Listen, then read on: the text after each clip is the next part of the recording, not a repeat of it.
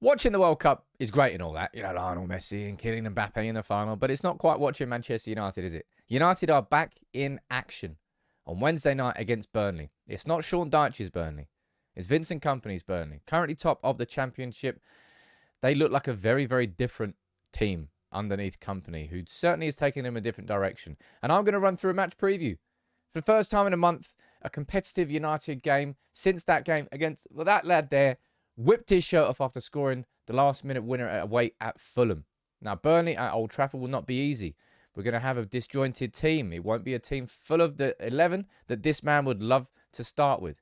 But I'm going to run through my starting 11 prediction, all the main questions that we've got ahead of this game. There's a lot to run through, and it's the first time in a month. So make sure you do, please, drop a like on the video. And hey, if you want to, become a member of this community. Seriously, the generosity that we saw in the live stream this morning blew me away. Love this community, and I can't wait to see what happens in 2023 with this man in charge. But there's a couple of games that we've got to get through before that happens. 3, in fact. Burnley in the League Cup. Then we've got Nottingham Forest in the Premier League. And then we've got Wolves in the Premier League. And we're going to have to do it without this man who's... Of course I had to get him in there. As if I wasn't going to get a photo of Martinez holding the World Cup in this preview, even if he's not going to be playing. We won't be seeing him until the very earliest, the Forest game, but I don't think he'll be back for that. I also don't think he'll be back for the... I don't think we'll see Martinez or Varane, either of these two lads, play for United in 2022. I think we'll see them in 2023. I think Ten Hag will give them some time off. But as I said, this Burnley team, they're no joke. Top of the Championship. They've had 2 games in the last 2 weekends, and they won both of them. QPR, they beat 3-0. And was it Middlesbrough, I think they beat at the weekend, coming from 1-0 down, I think, as well. Top of the Championship, and it will not be an easy ride. So that's why this starting 11 that Erik Ten Hag puts out, there's real questions to be asked about who can play, who should be playing. And I'll run through all the team news that I know of. Now, I didn't mean to, but I've left David De Gea in goal there. And it's a no-brainer that David De Gea is going to be starting this game. Didn't go to the World Cup with Spain. Didn't play. Well, did he? I don't think he played in either game. He's just been chilling. He's been enjoying himself, sitting back, and didn't have to suffer the pain of going out against Morocco. So I think De Gea had a pretty. I reckon he enjoyed himself. Now, in terms of the starting 11, I think this is an interesting point to start on. This was the under-21s who played last night. Kobe Mainoo played in that game. Hansen Aaron, Hugo, he got some time. Shoretire, Sam Mather. I don't think we'll be seeing Kobe Mainoo in this team. I don't think we will be seeing him anyway. But let's start in defence, right? And this is the defence that I think we're going to be seeing. I think you're going to see Harry Maguire start alongside Victor Lindelof at centre-back. And I think that's a bit of a given. This is your time, Harry, right? This is your time when Erik Ten Hag's 2 World Cup winning centre-backs will not be there. You want to show that you're capable of being captain of Manchester United? Step up to the plate here. Show it. Because United fans have, well, what we've seen from you over the last 18 months, you're not a captain of Manchester United. You certainly don't play like one. And if you want to earn the respect back of United fans, Burnley at home, at Old Trafford, it might not be the most glamorous, but this is a game where we have to make sure that the tempo is there. And that's one thing that we didn't have last time. And that's one thing I'm concerned about for sure. If you're looking at what happened in Manchester United between our game against Arsenal in the Premier League, and then it was a month before we played City, and the drop-off was just, well, it was huge because of the gap between the games. I imagine there'll be a drop-off in this, and that's why you're going to need, look, if Maguire's a captain, act like a captain. Get this team playing like they should be playing in this game. And Lindelof, he was off for a month. This will be his chance there. And I think Lindelof will just be a decent centre-back for as long as he plays at Manchester United. In terms of the fullbacks, I think we're going to be seeing this. I know we're going to be seeing Wan-Bissaka, right? Fabrizio Romano here has been speaking about how Man United are trying to find a new club for Wan-Bissaka in January. This is an opportunity to put him into the shop window, I suppose. But this performance won't make or break any potential transfer for Wan-Bissaka, but he needs game time himself, man. And given that Diogo Dalot won't be playing, of course, the players who played in the World Cup quarter-final are back in training. So I think the likes of Bruno Fernandes, Harry Maguire, of course, Marcus Rashford. I think Bruno's going to be given a rest. Dalot has obviously got that hamstring issue. I don't think he'll be risked. Certainly won't be risked. So I think you'll be seeing Wan-Bissaka there. At left back, I'm not quite sure. Because you could see Brandon Williams there, right? He played there during the 2 games for the winter, well, training camp, you can call it that. You could see, I think Luke Shaw had a pretty damn impressive World Cup. It depends on whether or not Ten Hag wants to rest him. Given that it's going to be a bit of a makeshift back 4, you kind of hesitate. If Shaw is fit, then I think Shaw will go in and he'll start that. So I'm going to put Shaw at left back. I'm going to go for that as my back 5. And in midfield, there are more questions to be asked. Of course there are. There's questions everywhere because of the World Cup. It's gonna be a week or 2 now where there's going to be issues, there's going to be problems, there's going to be things that Ten Hag is learning on the fly because it's an unprecedented situation. It's a Winter World Cup and the impact that can have on the squad. But I think you'll be seeing Scott McTominay in there, by the way, who got the captain's armband. Was it when we played Real Betis? Or was it Cadiz? Which I think is kind of telling. Ten Hag does believe in Scott McTominay.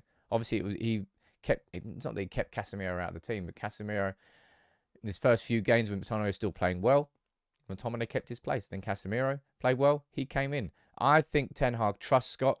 I imagine Scott McTominay is a very good trainer. He listens to what the coach wants him to do and he does it. And he's quite drilled and disciplined in that sense. So I'm going to put McTominay there. Now, this is the question. Do you think Eriksen will be starting? I think he will be because Denmark went out of the group stages. I think Eriksen's had that rest finally that he needed. Really finally that he needed. I'm going to put Christian Eriksen there. And the number 10 is, I think, a curious one to have. I'd love to put Bruno there, but I don't think he'll be there simply because, well, I just don't think. I think he returns to training on Monday, and it just seems a bit of a strange thing to do. And that's why I'm going to go for Zidane Iqbal. Now, you can let me know what you think about this in the comments below. That's Eriksen. That's the wrong photo. There he is. He's lost his hair. He's wondering where it is. I'm going to go for Zidane Iqbal, who, again, if you watched the winter games, he was impressive, man. Certainly the first game, that's where it really stood out. But during the preseason, impressive. That first game of the on the winter tour, also impressive. And in a game where Erik Ten Hag's squad is stretched, you could technically be playing Fred there, but Fred only returned to the squad on Monday morning, and I don't think Fred should be playing in the number 10 role for Manchester United again. I've seen that enough to know that that's not his best position. I don't think so anyway, not inside this squad. There could be others that you're going to play there, but I'm going to go for Zidane, but I think he's just earned the opportunity. And Ten Hag has shown that he will give youngsters opportunities, and it's not just about the fact that he's a youngster. I think he's probably the best option available there as well. You could put Donny van der Beek there, right? Absolutely, that could well be Donny. It's probably going to be Donny or it's going to be Iqbal, and maybe I'm wrong in putting Iqbal there, and it's going to be Donny van der Beek. You can let me know what you think about that in the comments below. But for a front 3, I'm going... what am I going to go? I think I'm going to go for this. Garnacho on the left. Anthony Martial through the middle. And Elanga on the right-hand side. Now, let's talk about this front 3. Because Garnacho, he's on the wall there. There he is. Cracking little photo there. Big up Stan Chow. He had that moment, that Fulham moment, that then got taken over by Ronaldo deciding to give that interview with Piers Morgan. Remember that? And then the World Cup happened, and that is kind of gotten forgotten about. But Ten Hag wouldn't have forgotten that. Garnacho really stepped up and delivered for his team when we needed someone to. And Ten Hag won't forget that either. I imagine we're going to be seeing plenty of Garnacho in the second half of this Premier League season. We saw some of him in the first half. I think he's going to break through even more so. Now, of course, Jadon Sancho, he's been given indefinite leave. We don't know when Jadon Sancho is going to be back for the club. Marcus Rashford, you could be putting him there at left wing. I think if Ten Hag can afford to rest any players that were in that that played to the quarterfinal stage of the World Cup, I think he will do. I think if we had any other centre-backs available, maybe it's a little bit different with Maguire because he knows, Ten Hag knows that Maguire's got to deliver. And if it's now or never, really, because as soon as these two are back and fit and available, Maguire's going back to the bench. So prove yourself in these games. But yeah, I think if he can afford to rest Rashford, he will. If he can afford to rest Anthony, he will. Bruno the same. And I think he will. And that's why I'm going for this as my starting 11. Now, look, if we're looking at the importance of players in the second half of the season, the fitness of Martial. Currently, because we haven't signed anybody. That could change in the January transfer window, and I really, really hope it does. But currently, I would say the success or failures of the second half of the season for Manchester United don't depend exclusively on Anthony Martial being fit and available, but it's heavily influenced. Because without Martial in this team, we haven't got that focal point. Anybody who's naturally good at playing that number 9, playing with their back to goal as a striker and a centre forward for the club. That's how important I think he's going to be for the second half of the season. And I think he's going to be starting this game, and we know he's fit. Well, if he isn't fit, then that's something that we haven't been told. But that would be my starting 11 there. A back 5 of De Gea with Shaw, Wan-Bissaka as a full-backs, Maguire and Lindelof as centre-backs. A midfield 3 of McTominay, Eriksen and Iqbal.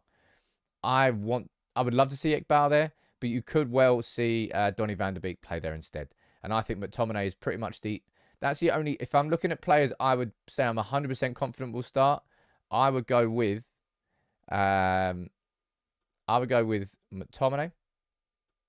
I'm confident that he would start. Wan-Bissaka, confident you'd start. Confident Lindelof would start. I'm confident that De Gea will start, that Garnacho will, and that Martial. No, I would probably say Langer. I'm pretty confident about that. I would say these are the 3 question points. Iqbal, Eriksen, and Maguire. But I'm actually going to go for that as well. I reckon I'm going to get, 8 out of 11? Shaw and Maguire, uncertainties, and I don't know whether Iqbal will start there. You can let me know who's in your starting 11, who you think will start. My prediction, I think it's going to be scrappy. I'm hoping for a 2-1 win, more than an expectation, because it is a different team under Vincent Kompany, and they've had 2 games in the last 2 weeks. They're fit and they are capable and they are playing and they are winning games. United have been off for a month. As we saw between the Arsenal and City games, that drop-off meant that Ten Hag intensity disappeared from the players. It's going to be an interesting couple of games coming back from this World Cup. Lots of questions that we don't really have answers to until these games are played and we see how the players get on. You can let me know what you think in the comments below. Make sure you subscribe to United People's TV. I'll see you soon.